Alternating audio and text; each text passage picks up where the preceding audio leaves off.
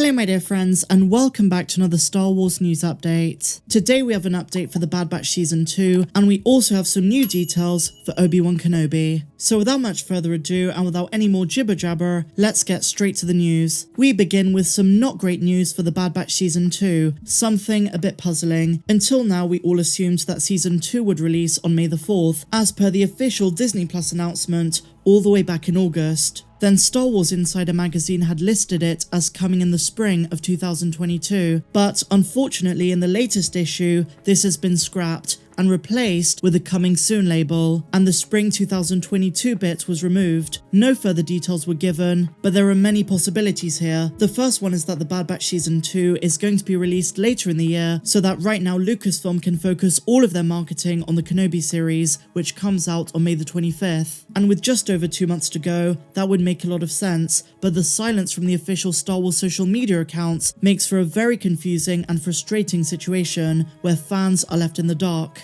The second option is that it still is going to release on May the 4th and it's simply just a change of wording, but to me, this change seems very deliberate. If it is true that the Bad Batch is going to be pushed back, then that means there's going to be no overlap with the Kenobi series, which may be good in some ways, but if it comes out later in the year, then it might overlap with the Andor series. Unless, of course, Season 2 is shorter than the first season, but we have no info yet. The Direct believed that July or even August would be the perfect time to release Season 2. This late summer window would also allow for the Kenobi series to be out of the way, but before the supposed Andor release. But as I said, the Bad Batch being 16 episodes long, there would be some overlap. Personally, I've always said they should do a Wednesday and a Friday release, so 2 episodes a week if there are 2 concurrent series going on at the same time, but Disney also has other IPs as well, so it's not looking like that's going to happen anytime soon for Disney's scheduling. And herein lies the point I'm getting at. It's all just guesswork, and ultimately we do not know when anything will release until we get an official announcement. The only concrete date we have right now is Obi-Wan Kenobi on May the 25th, but we'll keep our eyes peeled for any new developments. But for now guys, it's looking like the Bad Batch Season 2 might not release until after the Kenobi series. Now onto some more positive news. Speaking of the Kenobi series, the biggest show of the year, and the one we're all waiting for with bated breath, we have some awesome new details. Making Star Wars Net have reported that in a flashback scene that features Hayden Christensen as Anakin Skywalker, the actor will be de-aged. By the sounds of things, we're getting full-on live-action Clone Wars flashback scenes. Recently we've heard other rumours of this, but this is the first time it's been reported that Hayden Christensen was de-aged. And even though he looks amazing for his age, Lucasfilm wanted to create a younger, early Clone Wars era looking Anakin. Making Star Wars went on to say that the flashback in question serves to remind Obi-Wan of, quote, sad failures. Maybe they're going to show us some of the missions that the two of them went on, and one scene in particular I would absolutely love for them to include in a flashback is the deleted Clone Wars scene that Cinematic Captures did an amazing job at bringing to life. It's the one where Anakin expresses dismay and anger at Ahsoka leaving the Jedi Order. As Anakin and Obi-Wan Kenobi set up camp on the plains of Utapau, a discussion is sparked, which leads to Anakin asking his master how he would feel if he failed him, and Obi-Wan says, luckily that isn't true, and never will be, and as Anakin stares off into the distance,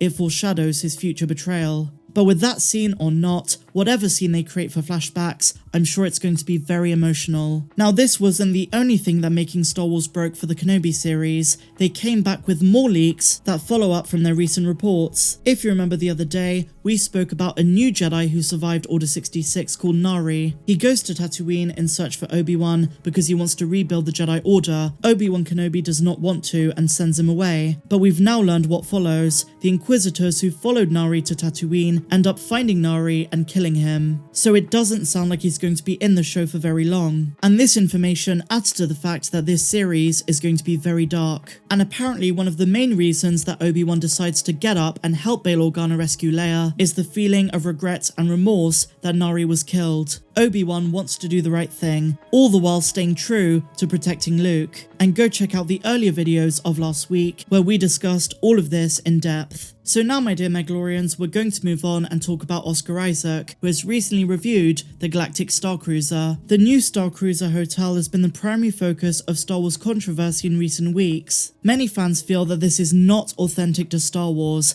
and instead feels like a cheap, generic, space-themed experience, made even more disappointing when you consider the ludicrous price tag. And on top of that, it's targeted first and foremost at fans of the sequel trilogy, with no or very little elements of the prequels and original trilogy to be excited about. But even some sequels fans have expressed how little it does to impress, and on the whole, it's been a bit of a shit show. Well, recently, Oscar Isaac visited and gave a praising review of the Starcruiser, and many fans have noted that this might have something to do with the recent rumours that the sequel trilogy cast is getting back together to work on a post-Rise of Skywalker project. Kathleen Kennedy kind of teased this in Empire magazine prior to the release of the Book of Boba Fett, and all signs are pointing to the fact that we are going to get more sequel content, for better or for worse. But the comments by Oscar Isaac are the latest development that have some fans thinking that there's a reason he's being very praiseworthy towards this. Let's take a look at what the direct had to say.